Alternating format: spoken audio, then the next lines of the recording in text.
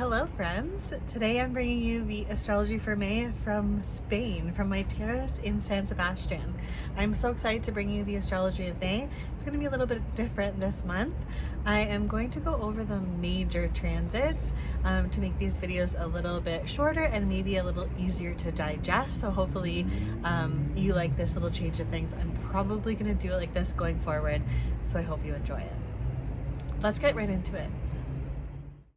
Here are the most important transits for May 2023. On May 1st at 1:08 p.m., we have Pluto retrograde in the sign of Aquarius. On May 5th at 1:34 p.m., we have the full moon lunar eclipse in Scorpio. On May 7th at 10:24 a.m., we have Venus entering the sign of Cancer. On May 14th at 11:17 p.m., we have Mercury stationing direct in the sign of Taurus. On May 16th at 1:20 p.m., we have Jupiter entering the sign of Taurus. On May 17th at 9:10 p.m., we have Jupiter in Taurus square Pluto in Aquarius. On May 19th at 11:53 a.m., we have the new moon in Taurus. And on May 20th at 11:31 a.m., we have the sun entering the sign of Gemini. So keep in mind, we are in the middle of eclipse season. So we had our first eclipse in the new moon solar eclipse in Aries on April 20th, and we're still right in the middle of it, and we have another one coming in on May 5th. So it's a little bit turbulent, probably feeling a little overwhelming, a little chaotic. And then we're gonna add into the mix of those things because on May 1st, we have Pluto in Aquarius stationing retrograde. Now this retrograde isn't gonna be quite as intense as a Mercury retrograde might be because Pluto is an outer planet. It moves a lot slower than let's say Mercury. So this isn't gonna be as intense as that would be. And keep in mind, we are also experiencing a Mercury retrograde right now. So now we have two planets moving backwards. So Pluto stations retrograde on May 1st, and it's going to retrograde back into the sign of Capricorn on June 11th. As Pluto retrogrades, this is really a time to dive below the surface and get a little bit better acquainted with the subconscious. So it's a really good time to go inward, reflect, find that like introspective way of thinking and go beyond what we know to be true. Remembering that Pluto is the planet of power and control. It's about transformation, growth, death, rebirth. So we can see some themes around that when the planet stations retrograde. That being said, again, remember it's not going to be as intense as say a Mercury retrograde would be. Now, Pluto's going to re-enter Aquarius on January 20th of 2024. So we've really only got a sneak peek of what Pluto in Aquarius is looking like. And we're going to get the full effect pretty much in January of 2024. It is going to retrograde back in Capricorn just for like a brief period in September of 2024. And then it's going to stay in Aquarius from then on. On May 5th, we're staying with this like super chaotic, intense energy as we experience the full moon lunar eclipse in Scorpio. Now this is going to be the last eclipse in Scorpio in that Taurus-Scorpio axis. And remember that Scorpio is transformation, it's death, it's rebirth, it's again going beneath the surface, digging a little bit deeper. And the south node is in the sign of Scorpio. So most of the energy that we're moving towards is in Taurus, and the energy that we're moving away from is Scorpio. So we can expect this full moon to kind of illuminate what we haven't really recognized or what we've kind of been ignoring, and we're gonna have to confront it now. So it's very emotional, it's very intense. This isn't a time to push those feelings aside. It's really a time to feel it and let go what you need to let go. So it's a release, it's a grieving period, it's intense, and it's going to likely bring some kind of closure once the dust settles. So not right away. We're gonna have a lot of change happening probably at a pretty rapid pace, but once the dust settles, probably close to the end of May, because we're gonna be in that post-shadow period of the Mercury retrograde until about the end of May. So I would give about until the end of May for the dust to really settle, to kind of regain that closure and understanding of what all this change and transformation means. but it's really a good time to look at what's no longer working, what can you release, what can you let go of, what are you grieving, and how can you move forward. On May 7th, we have Venus, the planet of love and beauty, moving into the sign of nurturing, comforting Cancer. So this is a really good time to kind of lean into this cultivation of protection and security. What are you protecting? What makes you feel safe? What makes you feel comfortable? We're leaning into that familiarity.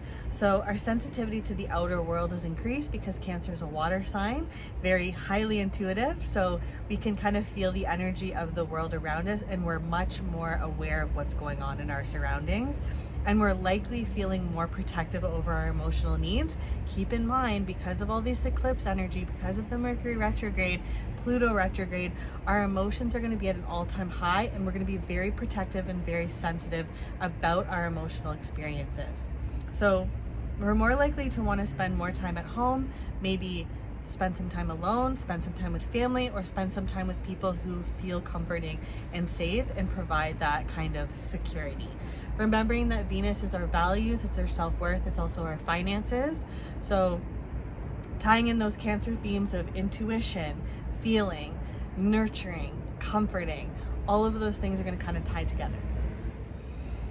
On May 14th, we have Mercury stationing direct in the sign of Taurus. So things are going to start to feel a lot clearer as Mercury stations direct in the sign of Taurus. That being said, we're still going to be in that post-shadow period. So we might not feel completely settled right away until about the end of May, as I mentioned earlier. This past Mercury retrograde has probably felt quite aggressively confusing because of the eclipse energy and because of all the other astrological events that are going on. So we should be able to gain some clarity on what these changes meant that occurred, but again, waiting for that dust to settle closer to the end of the month. So be patient. You can breathe a little bit easier though, knowing that Mercury retrograde has come to an end. If you feel stuck, if you feel confused, you'll likely start to feel a little bit better soon. We're kind of like easing into that like calmer energy now as we move into the tail end of May. And Mercury is going to be post-retrograde until May 31st. So give yourself that time to process what transpired and take things a little bit slower. On May 16th, Jupiter is going to enter the sign of Taurus. Now this is a transition that I'm extremely excited about because Jupiter's been hanging out in Aries in my second house of finances, and I've just been spending that money. So I'm very excited for Taurus to kind of bring some stability into our lives, because remember that Jupiter's the planet of expansion, it's abundance, it's good luck, but too much of anything is not necessarily a good thing. So there's of course a negative side to Jupiter. As much as I love Jupiter, it's one of my favorite planets, Jupiter can also be a little bit too expansive, especially in the sign of Aries. That's impulsive, it's abrupt, it makes quick, erratic decisions. So when it moves into the sign of Taurus, this is a little bit more calming and a little bit more controlled. So with Jupiter moving into the sign of Taurus, we're still expanding, we're still growing, but we are growing at a more practical pace, and we're leading with a little bit more patience. Remember that Taurus is a really grounding energy. It's about kind of like building that foundation, its stability, its strength. So it's kind of really about, what do you want the future to hold? What are your goals? What are your dreams? And how can we get there in a productive way? So hopefully Jupiter in Taurus will feel just as good as I'm hoping it is going to feel for me. It should be a really nice shift, and Jupiter's going to stay in the sign of Taurus until May of 2024. So we have a full year to experience this energy. And remember that Taurus is also related to the earth, and it's related to our second house of finances, of security, foundation of like our resources. So I do expect to see some themes around climate change, around the earth, and how we are sustainable and how we are actually moving towards a greener lifestyle, which I think could be really interesting, especially because we now have a lot of strong Uranus energy. Sorry, we have a strong Taurus energy because Uranus is also in Taurus. So we have two planets now in Taurus, and I do think that's going to help. I hope that it's going to help with climate change and the way we move forward in the next year or so. On May 17th, Jupiter in Taurus is going to square Pluto in Aquarius. So this is like a huge drive to succeed, because remember, Jupiter's expansion, it's abundance. Pluto is transformation, death, rebirth, the ability to go beyond the surface. And so this energy gives us a lot of confidence to go after our dreams. And it also gives us that ability to move forward through obstacles and challenges. Now, that being said, there can also be this like ruthlessness energy because Pluto is power and Jupiter just expands that. So there can be this drive, this like strong motivation to succeed so much that we don't care who we take advantage of and who we walk all over to get there. So obviously we don't want that kind of energy. I mean, maybe you do, but I know I don't want that energy. So check your egos, make sure that you're not being narrow-minded in the way you're thinking, and seeing if you can shift your perspective so that you can actually listen to the opinions of others and be a lot more open-minded, because again, this can be like very, very ego driven, and this like need for power can be very destructive. So just be mindful of that, and be mindful of that in other people. On May 19th, we have the new moon in Taurus. We got a lot of Taurus energy going on now. So this new moon in Taurus is going to bring again a new beginning, because new moons are all about new beginnings. And so it's time to kind of enjoy life's simple pleasures, because remember that Taurus is like also sensuality, and it's like, what feels good? How can I take things slowly? Where can I like, how can I enjoy nature a little bit more? So it's like very much like stop, smell the roses, smell the flowers, enjoy the fresh air, take a walk outside, put your feet in the grass, and just allow yourself to really root yourself in the here and now. Now this new moon is meeting up really nicely with Mars, Neptune, and Pluto. It's forming some really harmonious aspects with these planets.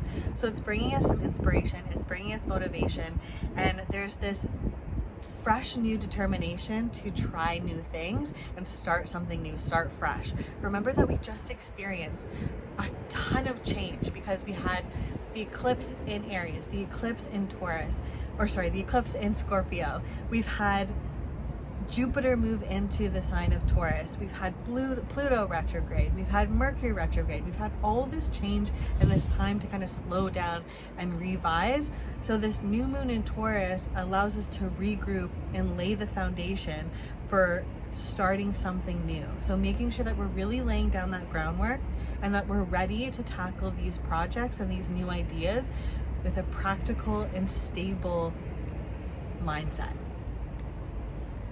And last but not least, on May 20th, we have Gemini season. So the sun is moving into Gemini, and I think this should feel pretty nice after just having like a pretty intense month in general. I mean, really like an intense last half of April, an intense beginning most of May. We'll see how this plays out, but I'm assuming that May is going to be a little bit kind of like all over the place.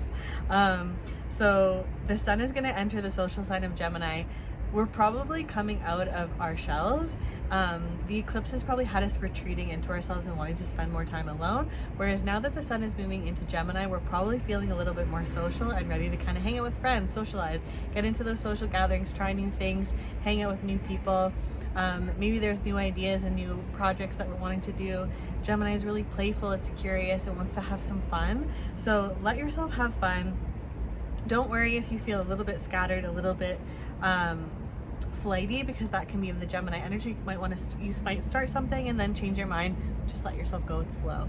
Let yourself have some fun and hang out with some friends. That's the major astrology for May of 2023. I hope you've enjoyed this short video.